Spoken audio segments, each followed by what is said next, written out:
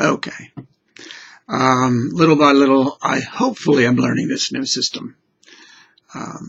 There seem to be some problems I still haven't conquered. But nonetheless, this Sunday, the 27th Sunday in Ordinary Time, October the 5th, we're already into October. The first reading from Isaiah chapter 5, verses 1 to 7, goes right along with the gospel. It's all about a vineyard in both cases, and about what is done, what the people have done with the vineyard, what has been produced and handed on by from the vineyard. In this Isaiah reading, it's the types of grapes that are produced. Instead of being good quality grapes, it says here, but what it yielded was wild grapes. In other words, they were worthless. They were grapes with great big seeds and very little grape to them.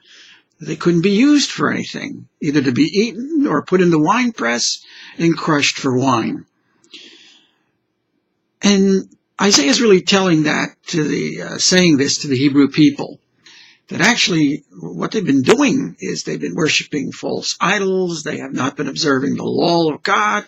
They have not been acting as true Jewish people, following the Lord and His law. So in the end, they had abandoned God. They should expect that God would abandon them too. In the gospel reading,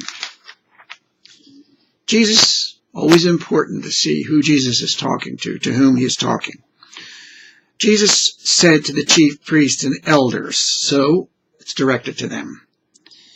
And He tells them about the owner of a vineyard. He's worked hard at establishing a new vineyard, that he planted the vineyard, put a hedge around it, dug a wine press, built a tower, and leased it to tenants. And really what Jesus is saying, the tenants, the people running the vineyard, are the people who are running the religious life of Israel, of Judaism, and they're the chief priests and the elders, and they have not given the produce back to the owner. When He sent to collect the produce, which would be their faithfulness to God, there was no produce. And instead, they killed the people that were to collect the produce, the prophets.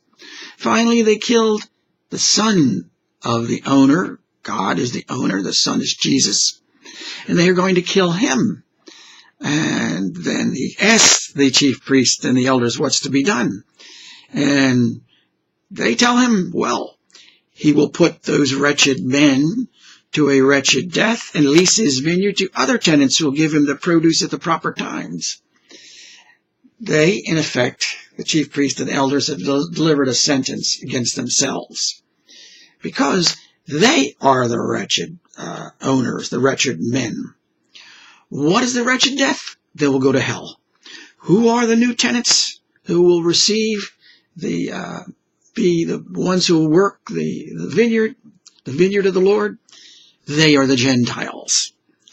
What is the produce? What are the grapes that God is looking for? It's holiness.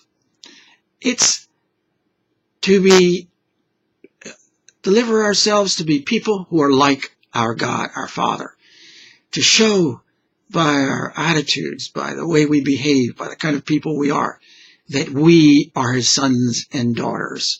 We are people who live in His image and likeness, filled with His life, His grace.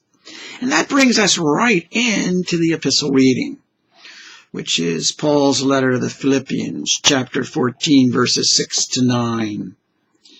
Brothers and sisters, have no anxiety at all, but in everything by prayer and petition with thanksgiving, make your requests known to God. In other words, deliver yourself into God's hands. Don't live in the spirit of this world, but live your lives in God, so that there's no reason to have anxiety. We live our lives in the strength and the goodness and the grace and the life of God. Then the peace of God, which surpasses all understanding, will guard your hearts and minds in Christ Jesus.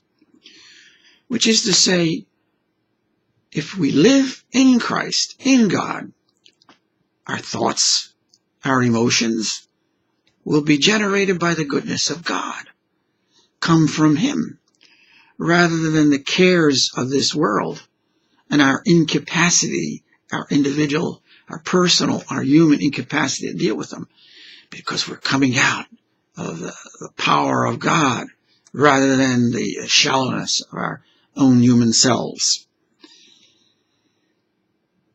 When our heart and we belong to God, God guards our hearts and our minds, and we live in the peace that only God can provide.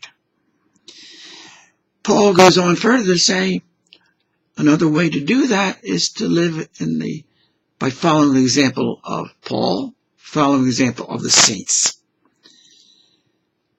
who followed Jesus, followed God.